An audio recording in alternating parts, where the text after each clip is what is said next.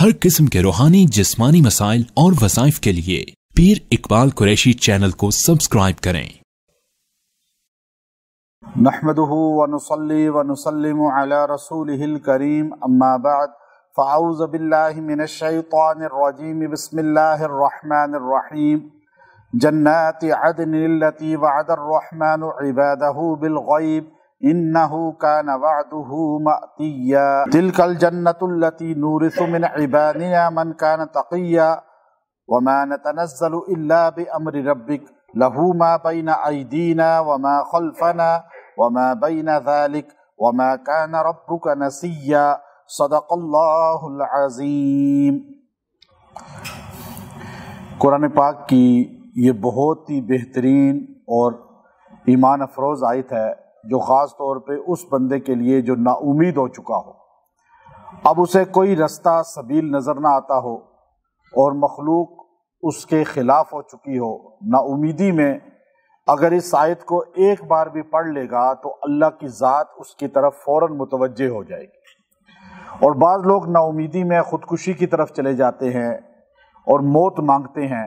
वो मौत मांगने के बजाय ये आयत पढ़ लें, उन्हें महसूस होगा कि अल्लाह की ताकत उसके साथ शामिल हाल हो चुकी। जब कोई उसको याद ना करे और अपनी औलाद भी उसको घर से निकाल दे बुढ़ापे में, या ओल्ड होम में छोड़ दे, या अकेला पड़ा हो और कोई पूछने वाला ना हो, औरत हो या मर्द हो, तो जो लावारिस हो चुका हो और उसको कोई पूछने वाला पुरसाने हाल ना हो, इस आयत को पढ़ना शुरू करे। अल्लाह ऐसे उसकी पर्दा गायब से मुआवनत करेगा कि ये आयत मैं समझता हूँ कि इतनी प्यारी आयत है कि मैं खुद ज़ाती तौर पे चलते फिरते इसको अक्सर पढ़ता रहता, और मैंने अंदाज़ा लगाया है कि जब भी इस आयत को पढ़ा डिप्रेशन ख़त्म हो गया, एंजाइटी ख़त्म हो गई, दिमाग से बोझ ख़त्म हो गया और मखलूक से होने का यकीन ख़त्म हो गया कि बंदों से कुछ होता है, पैसे वालों से कुछ होता है, दौलत वालों से कुछ होता है। आपका कोई काम नहीं भी होगा, आप एक वीज़े के लिए अप्लाई किया है, वीज़ा आपका नहीं लगा, लेकिन कोई बात नहीं, अल्लाह की तकदीर है इसमें। अब आप देखिए, लेकिन आप इस आयत को पढ़ते रहे, सफर में पढ़ते रहे, आपको कभी नुकसान नहीं होगा। मैंने इसको आजमा कर देखा, और ये आयत घर में लिख के जो बंदा लगा देगा, उस घर में कभी भी दुश्मन, शयातीन, जादू, तंगदस्ती हावी नहीं हो सकेंगे। ये इतनी जामे आयत है, और हमने इसको पहले भी बहुत मरतबा आजमाया और बड़े बड़े औलिया इकराम की ज़बान से इसको मैंने सुना और इसकी ताकत को मैंने आंखों से देखा। वो भी मैं इंशाल्लाह आपको आखिर में बताऊंगा। अब ये आयत करीमा से पहले अल्लाह ताला ने क्या फरमाया?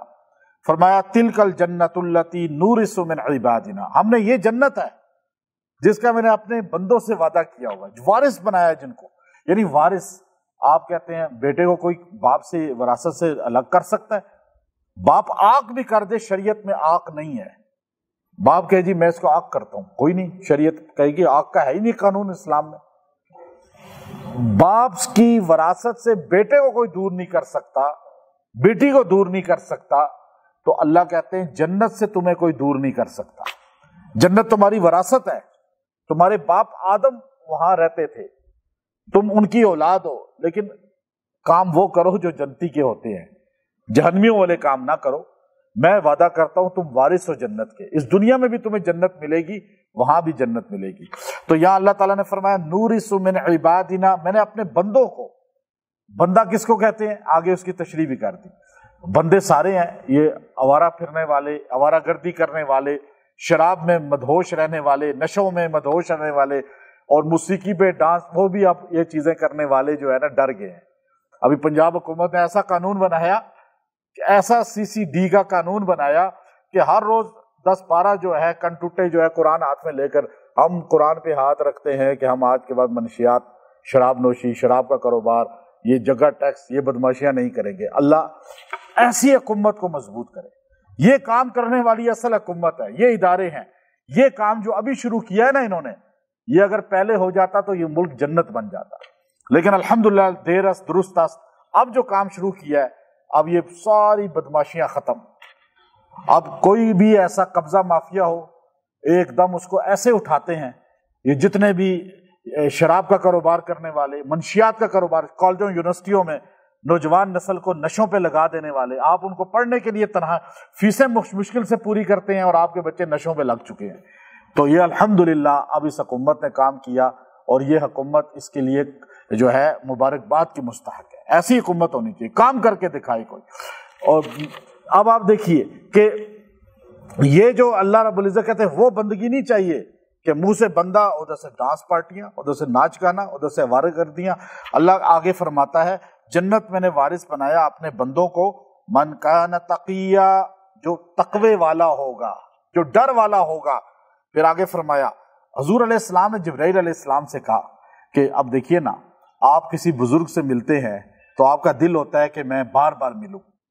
اچھا، نبی پاک صلی اللہ علیہ وسلم چاہتے تھے کہ میں جبرائیل فرشتوں کے سردار کو روز ملوں۔ حضور کی بھی چاہت تھی کہ میں جبرائیل علیہ السلام کی روز زیارت کروں، روز باتیں کروں، روز ملاقات کروں۔ تو آپ نے ایک دن کہہ بھی دیا جبرائیل آپ روز آیا کرو نا، ہم روز باتیں کیا کریں۔ بخاری شریف کے اندر پوری حدیث ہے۔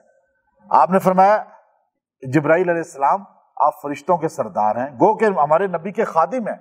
ہمارے نبی تو نبیوں میں بھی اعلیٰ ہیں، اور فرشتے تو ہیں ہی ہمارے نبی سے جو ہے مقام میں چھوٹے، تو خادم ہیں بلکہ ہمارے نبی کے۔ تو ہمارے نبی نے کہا آپ آیا کرو، روز باتیں کیا کریں گے۔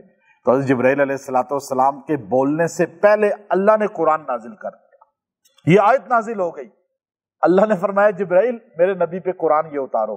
جبرائیل علیہ السلام پڑھ کے بتا رہے ہیں، زبان جو ہے جبرائیل علیہ السلام کی قدرت والی بول رہی ہے، اور اللہ کا کلام ہے قدرت والی زبان کا، اور نبی پاک صلی اللہ علیہ وسلم سینے میں محفوظ کر رہے ہیں، اور پھر امت اس کو پڑھ رہی ہے۔ تو اللہ نے کیا فرمایا، وَمَا نَتَنَزَّلُ إِلَّا بِأَمْرِ رَبِّكَ، میرے فرشتوں کے سردار جبرائیل آپ ان کو بتا دیں۔ فرشتوں کا سردار کہہ رہا ہے میں اپنی مرضی سے کچھ نہیں کر سکتا۔ تو جن کیا کر سکتے ہیں؟ کوئی بندہ کیا کر سکتا ہے؟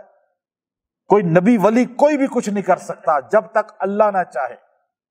اللہ کہا کہ وَمَا نَتَنَزَّلُ، نہیں ہم اتر سکتے، إِلَّا بِأَمْرِ رَبِّكَ، جب تک اللہ کا حکم نہ ہو۔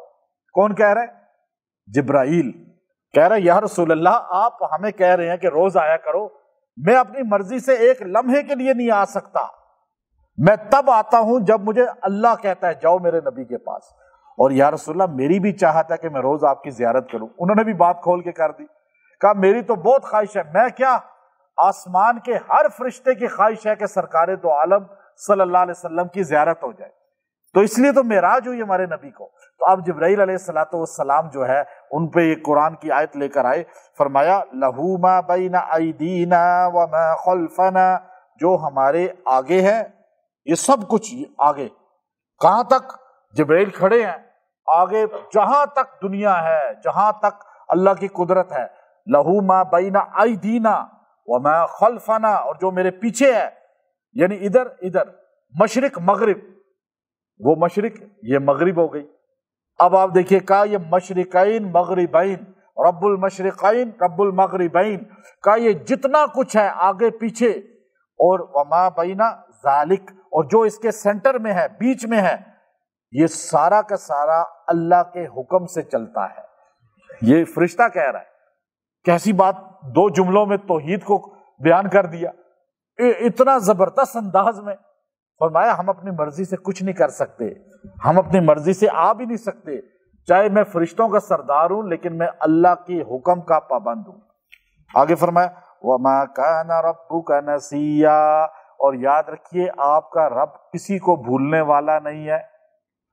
آپ کا رب کسی کو بھی، آپ کو اگر دیکھنا ہو یہ چیز تو آپ جا کر سمندروں کی تہوں میں جو وہ لوگ اترتے ہیں وہ دیکھیں کیسی کیسی مخلوقات ہیں، کیسی کیسی چیزیں ہیں اندر، اور پھر جنگلوں کے اندر کیا کیا جانور ہیں اور کیا کیا ان کو رزق ملتا ہے، اور ایسے ایسے کیڑے مکوڑے ہیں جن کی کوئی حیثیت ہمارے سامنے نہیں، لیکن وہ بھی اللہ ان کو رزق دے رہا ہے، اور کیسے شیر چیتوں کو، کیسے ہر مخلوق کو رزق مل رہا ہے، پرندوں کو مل رہا ہے۔ اللہ کسی کو بھی بھولنے والا نہیں ہے۔ آپ تو بھول جاتے ہیں، بعض کا ملازم ہوتے ہیں لوگوں کے، لوگ کھانا کھا لیتے ہیں، ملازموں کو بھول جاتے ہیں، اپنے گارڈز کو بھول جاتے ہیں، اپنے اور نوکروں کو بھول جاتے ہیں، اوہ یاد نہیں رہا ان کو بھی کھانا کھانا تھا۔ اللہ کہتا ہے میں ایسا رب ہوں کہ میری صفت رب ہے، رب کے لفظ ہے کہ میں کائنات میں کسی مخلوق کو بھی نہیں بھولتا۔ انسان تو انسان ہے، کوئی بھوکا نہیں، کوئی پرندہ بھوکا نہیں، کوئی درندہ بھوکا نہیں، کوئی چوپایا بھوکا نہیں۔ اللہ فرماتا ہے خالی بھوک پیاس نہیں، ہر ضرورت کو میں پوری کر رہا ہوں۔ اب مجھے بتاؤ، اللہ کہتا ہے تمہیں یقین کیوں نہیں اپنے رب پر؟ وَمَا كَانَ رَبُّكَ نَسِيًّا، تمہارا رب تمہیں بھولنے والا نہیں ہے۔ یہ اتنی طاقتور جملہ ہے نا، اتنا طاقتور کہ جب آپ اس کو یقین سے پڑھ لیں گے، جب آپ بالکل نا امید ہو جائیں۔ اب آپ دیکھیے، یہ پڑھنے والے کو اللہ تعالیٰ ایک دم امید کی لائن لگا دیتے ہیں۔ میں اس کو سفر پہ آپ پڑھا کریں، آپ کو کوئی نقصان نہیں دے سکے گا۔ آپ اپنے بچوں کو تلقین کریں، یہ پڑھو بچوں، وَمَا كَانَ رَبُّكَ نَسِيًّا۔ آپ بھول جائیں گے اپنے آپ کو، آپ کو دنیا بھول جائے گی، اللہ نہیں بھولے گا، اللہ آپ کو یاد رکھے گا۔ اللہ تو ویسے کہتا ہے فَاذْكُرُونِي أَذْكُرْكُمْ، تم مجھے یاد کرو میں تمہیں یاد کروں گا، لیکن وہ اللہ نے سمجھانے کے لیے کہا۔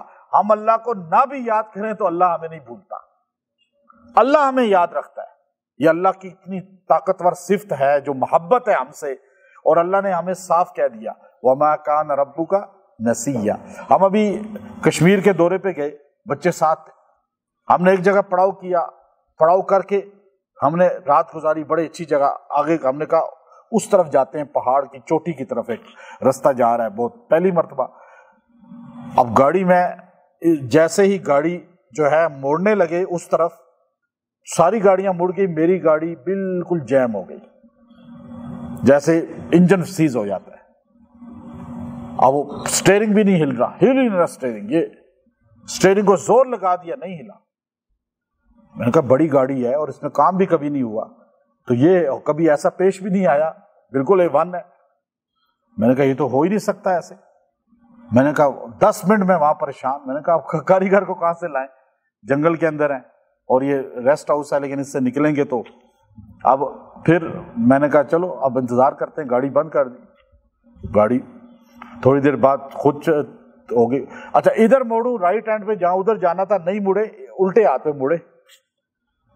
پھر آگے تھوڑا گئے تو اس طرف، پھر اس طرف سے مڑنے لگے تو گاڑی موڑ کاٹتے ہوئے بالکل وہیں رک گئی، ریورس ہی نہیں ہو رہی کہ پیچھے کر کے یوں موڑوں۔ پوری اس کی پلیٹ دبا رہے ہیں لیکن وہ پیچھے نہیں ہو رہی، وہ دب رہی ہے۔ میں نے کہا یہ کیا معاملہ؟ پھر مجھے آیا نہیں، یہ اللہ کی طرف سے ایک نظام ہے، ایک غیبانہ طاقتیں ہیں جو ہمیں اس طرف جانے سے روک رہی ہیں۔ اور وہی ہوا کہ اس طرف حالات ایسے تھے، اسی دنوں یہ ساری اس موسم کی وجہ سے سوات میں ہی مسئلہ پیش آیا، اور بھی پہاڑی علاقوں میں لینڈ سلائڈنگ ہوتی ہے اور مسائل، تو اللہ ایسے بچاتا ہے کہ آپ کو سگنل دے دیتا ہے۔ آپ یہ آیت کریمہ مضبوطی سے پڑھیں، جاتے ہوئے سفر پہ بچوں کو کہا کریں بچوں پڑھو اس کو، یاد کر لو، اسکول جاتے ہوئے بچہ پڑھے، یونیورسٹی جاتے ہوئے پڑھے، جاب پہ جاتے ہوئے پڑھے۔ اللہ بھولے گا نہیں، ہر چیز میں نگہبانی کرے گا اور ساتھ دے گا۔ وَمَا كَانَ رَبُّكَ نَسِيًّا، کہ ماں باپ بھول سکتے ہیں، اللہ نہیں بھولے گا۔ اب آپ نا امید ہو چکے ہیں، آپ نے کہا بس اب کوئی ساتھ دینے والا ہی نہیں ہے، میں تو بالکل روڈ پہ آ گیا ہوں، میں تو بالکل ٹینشن میں آ گیا ہوں۔ تو جب آپ نا امید ہو جائیں تو آپ اس کو روزانہ 300 بار پڑھیں، وَمَا كَانَ رَبُّكَ نَسِيًّا، وَمَا كَانَ رَبُّكَ نَسِيًّا۔ یہ آیت نمبر 64 ہے سورہ مریم کی۔ آپ اس کو 300 بار پڑھیں، 21 دن پڑھ کے دعا کریں، اللہ انہی دنوں کے اندر ایسے پردہ غائب سے آپ کا کام نکالے گا، امید نکالے گا کہ آپ حیران ہو جائیں گے۔